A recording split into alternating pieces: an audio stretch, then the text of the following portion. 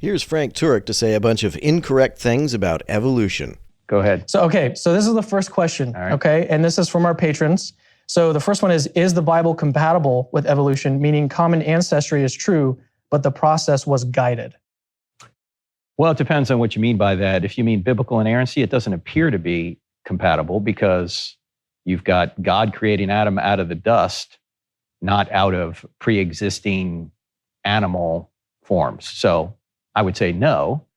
But even if macroevolution were true, and I don't think it is. Macroevolution is a word creationists love to use when confronted with the fact that mutation and natural selection can be observed even on a human timescale. Once confronted with this undeniable fact, apologists move the goalpost by saying that's microevolution. Macroevolution didn't happen, though. They use the word macroevolution to refer to whatever amount of evolution we can't directly witness on a human timescale. They move the goalpost to an unfalsifiable claim. To say that microevolution happens, but that macroevolution does not, is like someone claiming that, sure, you can walk to the end of your driveway, but I still don't think it's possible to walk to the end of your street. But even if it were true, that wouldn't mean Christianity was false. It would give us problems for biblical inerrancy in the Old Testament, but it wouldn't mean Christianity was false. God could still exist, and Christianity could still be true because Jesus came and died and rose from the dead. So I guess that would depend on how essential you find Genesis to be to the religion of Christianity. Some young earth creationists claim that if you don't take everything in the Bible literally, then the whole thing can't be trusted. it's a secondary issue in my view, evolution. It's an interesting issue, but it's a secondary issue. It's not an essential of the faith one way or the other. Okay. So why do you say that we'd have to reject? Is that what you're saying? We'd have to reject biblical inerrancy in order to adopt? If we're going to say, or unless we're just going to allegorize the whole thing and say when Genesis says that God created Adam out of the dust, that was just a metaphor of some kind for... I'm pretty sure that's what William Lane Craig believes. He describes Genesis as mytho-history. He believes it describes events that actually historically happened, but does not depict them literally. God created... Well, so what if someone said that that's the correct interpretation? So, right, there's different interpretations of Scripture. So maybe they just say that the correct interpretation sort of leaves it an open question of how God brought about life. So it wouldn't reject inerrancy or even inspiration. It would just be, this is a different interpretation of this biblical passage. Right. I think you can do that with some passages. That one seems pretty clear to me, Which though, one? That God creates Adam out of the dust. He doesn't create him out of pre-existing life forms. He seems to directly, divinely create Adam out of the dust. So all the other animals are created, and then you get man. So it would seem to be an odd interpretation to say that we could fit evolution in there. Yeah, some theologians think that you could have like a separate event of God creating man specifically, but then everyone else, or all the other life forms sort of going through the evolutionary process. What would that mean exactly? God still created Adam out of dust, but he did so when there were other hominins around that would have been virtually biologically identical to him? Is that where Cain's wife came from? And so God sort of specially creates man somewhere down the line.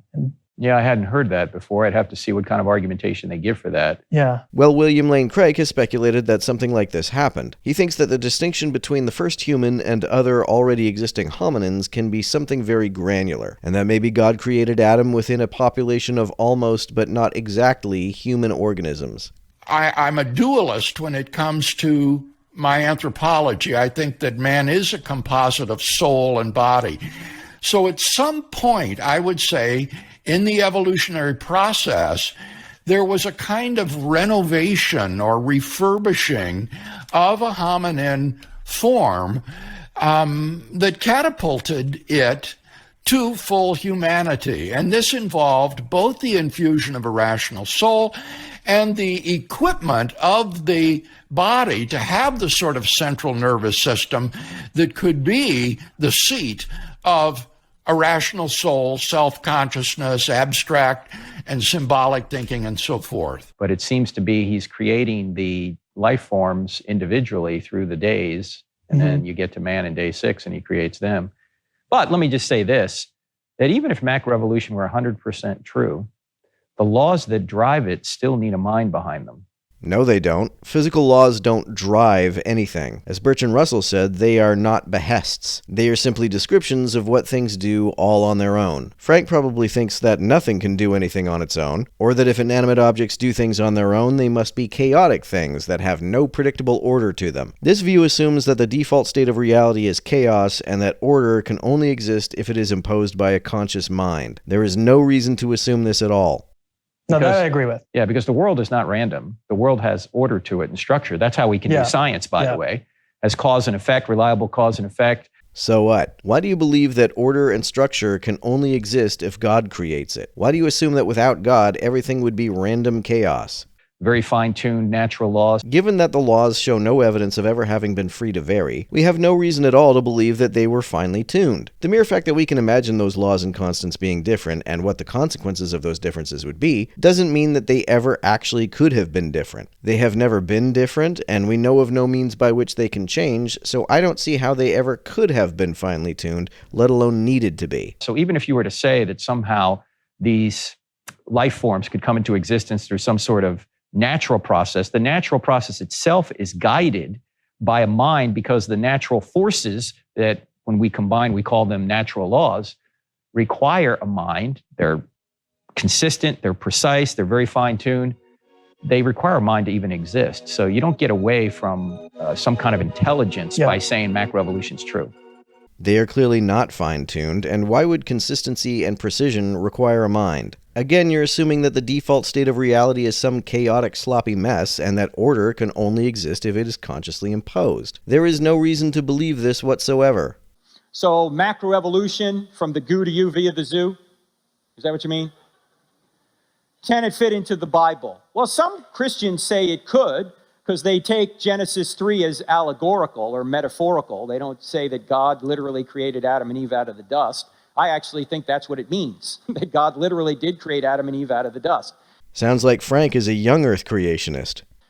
I don't think macroevolution is true, not because the Bible doesn't say anything about it. I think it's not true because there's so much evidence against it. In fact, I'll just list 5 lines of evidence against it. We don't have time to go into the details, but the fossil record does not line up with what macroevolutionists say. There's not a whole bunch of transitional forms. I'm very curious as to how many transitional forms would satisfy Frank. There are literally thousands of examples of transitional forms. The existence of many of the transitional forms, like the Tiktaalik and Archaeopteryx, were even predicted to exist before they were discovered, and those predictions were based on the theory of evolution. When creationists say there aren't a lot of transitional fossils, what they really mean is that no amount of transitional fossils would satisfy them, short of your grandfather's bones, your great-grandfather's bones, your great-great-grandfather's bones, and so on, all the way back to our legless fish ancestors, or even further. If you don't have a fossil for every single generation, they will say that there's a gap in the fossil record and that macroevolution therefore has insufficient evidence. Richard Dawkins tried to explain to Wendy Wright that we have tons of evidence of transitional forms. There is no evidence of evolution from going from one species to another species. If evolution had occurred, then surely, whether it's going from birds to mammals or even beyond that, surely there'd be at least one There's a evidence. massive amount of evidence. I'm sorry, but you people keep repeating that like a kind of mantra, because you just listen to each other. I mean, if only you would just open your eyes and look at the evidence. Show it to me. Show me the bones. Show me the carcass. Show me the evidence of the in-between stage from one species to another. Every time a fossil is found which is in between one species and another, you guys say, now we've got 2 gaps where previously there was only 1. I mean, almost every fossil you find is intermediate with something and something else. If that were the case, the Smithsonian Natural History Museum would be filled with these examples, but instead they're not. It is.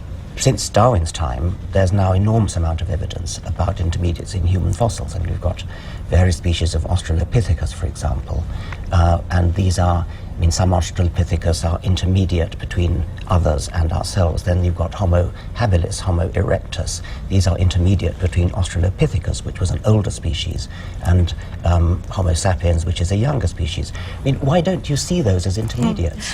Evolutionists bear the burden of providing the evidence for those of us who are not scientists to see it. And if the evolutionists had the actual evidence, then it would be displayed in museums, not just in illustrations. So what I go back to, though, I think there is a bit of there could be a hidden agenda on the part of those in favor of Darwin. Every time Dawkins cited evidence, Wendy would just say, "Why don't evolutionists show us the evidence? They must have a hidden agenda." There's genetic limits to change that we can't even break with all of our intelligence. Think about breeders that try and breed different types of dogs. They can only get so far in the genus of dogs, but even using all their intelligence, they can't make a cat or something outside of a dog. Well, you can't turn a dog into a cat because cats are not descended from dogs. I suspect the reason he mentioned the genus of dogs, by which I assume he means the genus Canis, rather than the species, is because he knows that we have directly seen organisms evolve from one species into a new species. Evolution into a new genus takes too many generations to observe on human timescales, so the new goalpost creationists have set is that you can't evolve outside of a particular genus. Never mind the fossil evidence, the genetic evidence, etc. If we can't see it in real time, they can't be convinced that it happens. Well, if using our intelligence, we can't break genetic limits, why would we expect a non-intelligent process like natural selection to do so?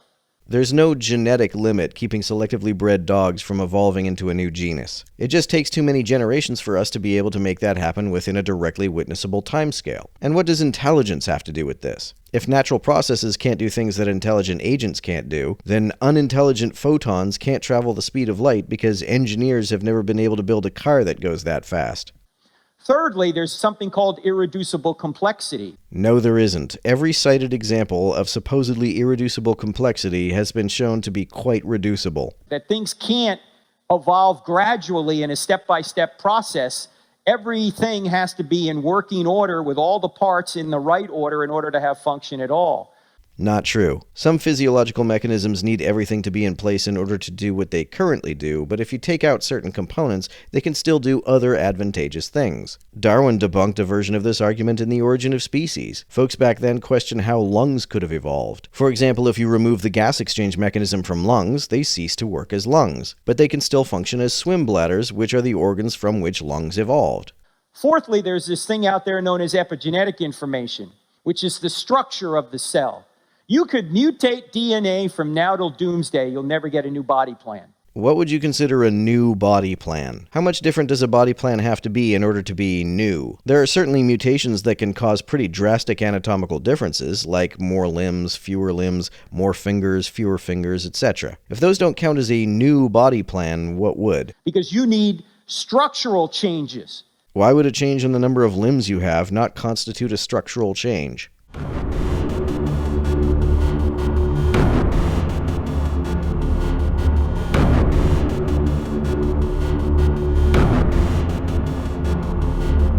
To everyone who helps me out on Patreon, you're a big help. Thanks so much.